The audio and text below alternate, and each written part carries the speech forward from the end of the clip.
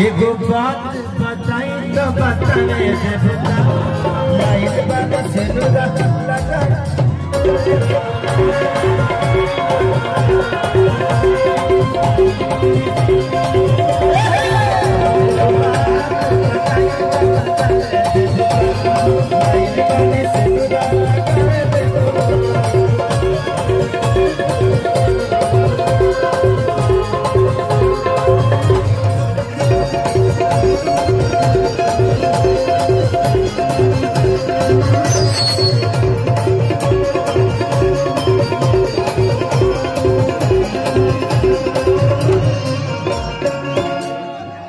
लगे कहती है किसे नुरा लगावल मजाक होता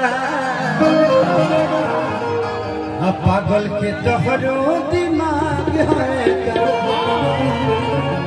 तो खेसरिया कहता कि दिल जहाँ लगे दिमाग ना लगे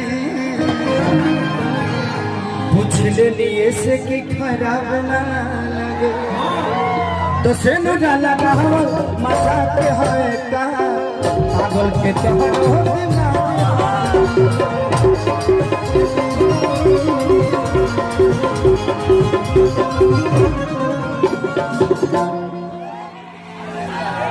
क्या नाम है? कोमल। अगला टारगेट तो ही बनूंगा हमारा। कहाँ की रहने वाली है? आसनसोल।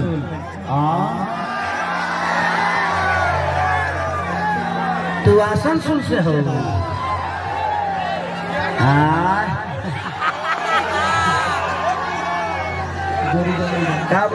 का बढ़िया के तरह लोग एगो हीरो मिला तो लोग के खेत दहला लो। बहुत बढ़िया, बहुत अच्छा देखा। आसनसोल रहती हो तो क्या करो ने हमारे साथ कह नहीं रहती है? मेरे साथ रहो तुम भी मेरा लेना, मैं भी तुम्हारे लेता रहूंगा खबर। एक दूसरे का खबर लेते रहेंगे, तुम कैसे हो मैं कैसा हूँ। किसे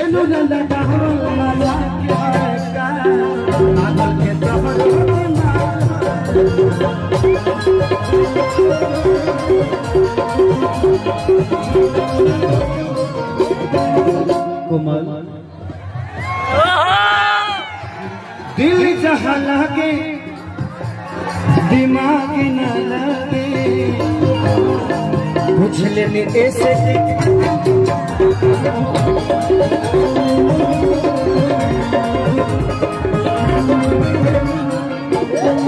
दिल जहाँ लगे पूछ लेने ऐसे